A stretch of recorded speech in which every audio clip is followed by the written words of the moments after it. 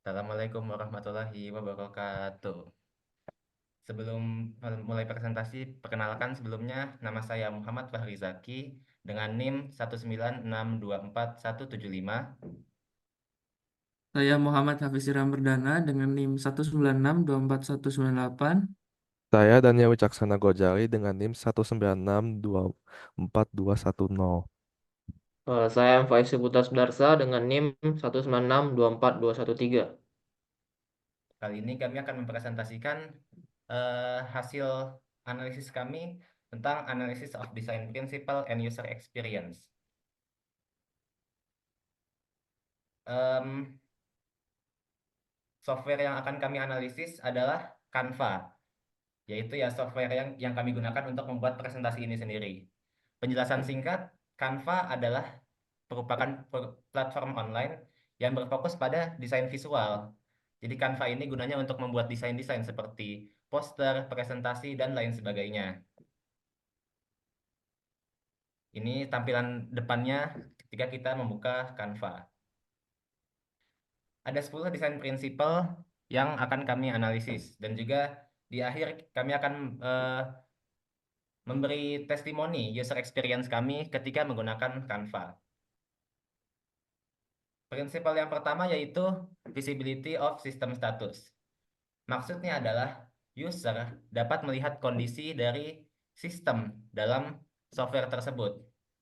Contohnya dalam Canva ini, seperti yang pertama ini, memperlihatkan bahwasannya perubahan yang kita lakukan telah tersimpan, all change saved gitu. Dan yang kedua juga, contoh kedua yaitu menunjukkan status otoritas pengguna. Apabila editing berarti kita bisa mengubah-ubah presentasinya, mengubah-ubah posternya. Apabila commenting kita hanya bisa memberi komen, memberi feedback. Dan apabila hanya viewing kita hanya bisa melihat file tersebut gitu. Terus prinsipal yang kedua yaitu match between system and real world. Maksudnya adalah menggunakan konsep yang sesuai dengan kehidupan sehari-hari. Ini di Canva sudah sangat cocok, seperti kayak teks ditulis huruf T gitu.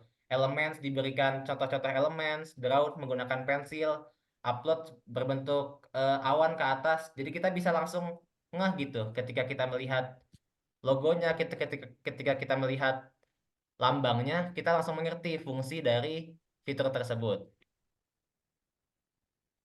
Kemudian yang ketiga itu user control and freedom, yang artinya eh, kebebasan bagi pengguna untuk melakukan kustomisasi.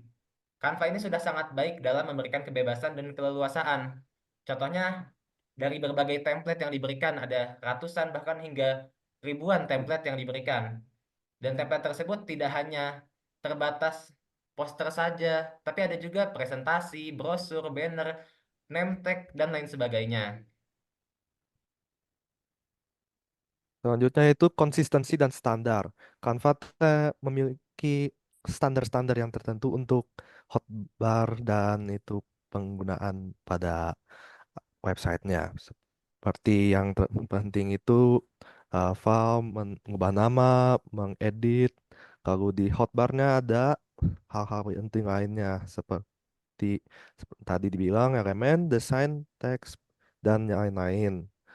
Semuanya dalam UI semuanya juga sama sepanjang preset-preset lain karena semuanya itu penting.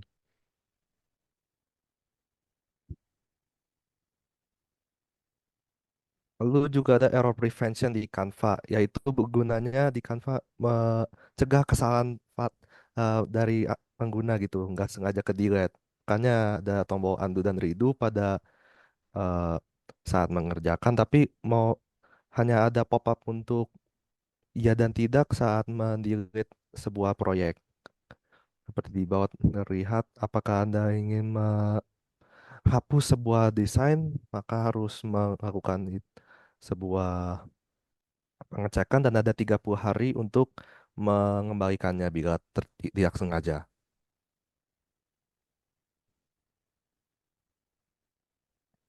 Selanjutnya recognition rather than recall.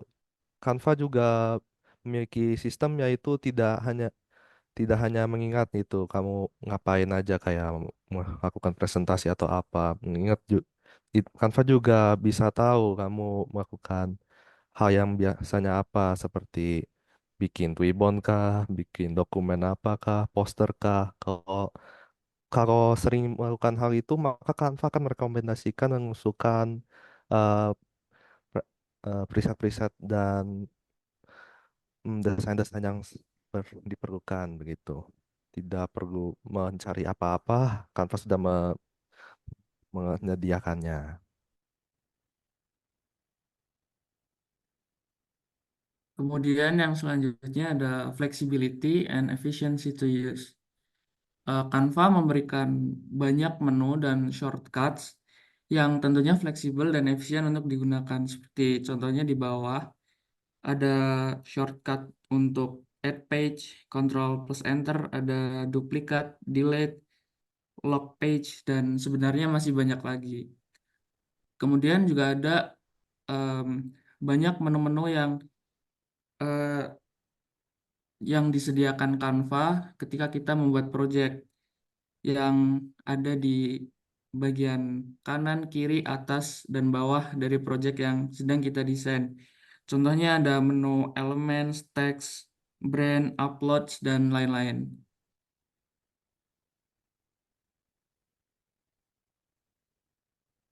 Kemudian ada aesthetic and minimalist design.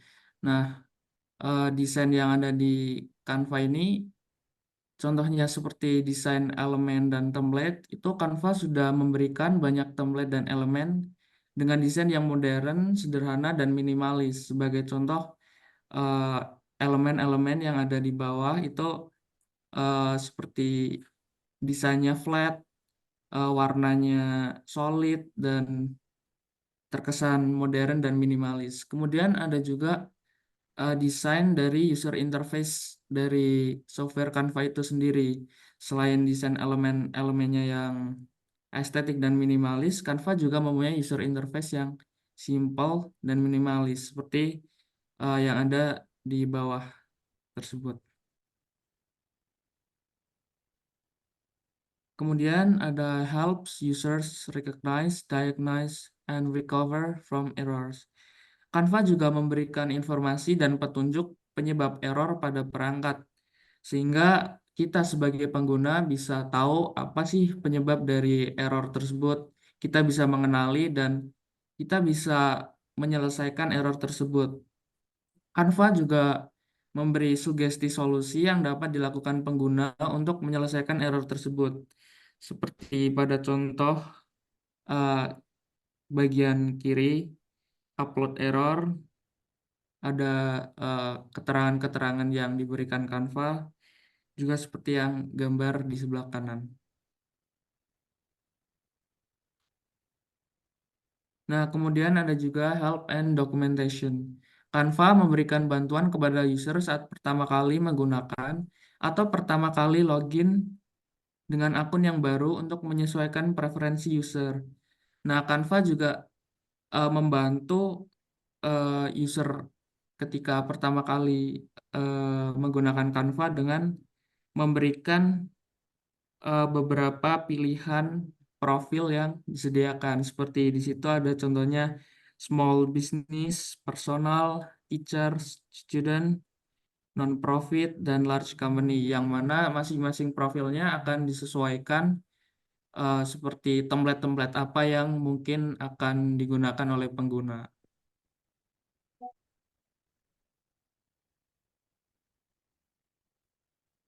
Nah, selanjutnya itu ada user experience. Eh, Pertama, Canva menyediakan template yang sangat membantu bagi pengguna, meskipun pengguna tersebut belum mahir dalam menggunakan Canva atau dalam mendesain sesuatu, sehingga ini memberikan suatu pengalaman yang menyenangkan dalam belajar mendesain sesuatu. Selain itu, cara penggunaannya mudah.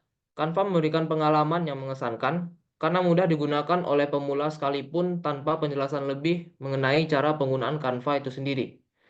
Kemudian, Canva memberikan kesan positif melalui kemudahan dalam mengakses Canva dan desainnya yang minimalis. Jadi Canva bisa diakses di website ataupun aplikasi yang bisa diakses melalui berbagai perangkat dan bahkan bisa melalui suatu link sehingga bisa diakses bersama oleh banyak orang.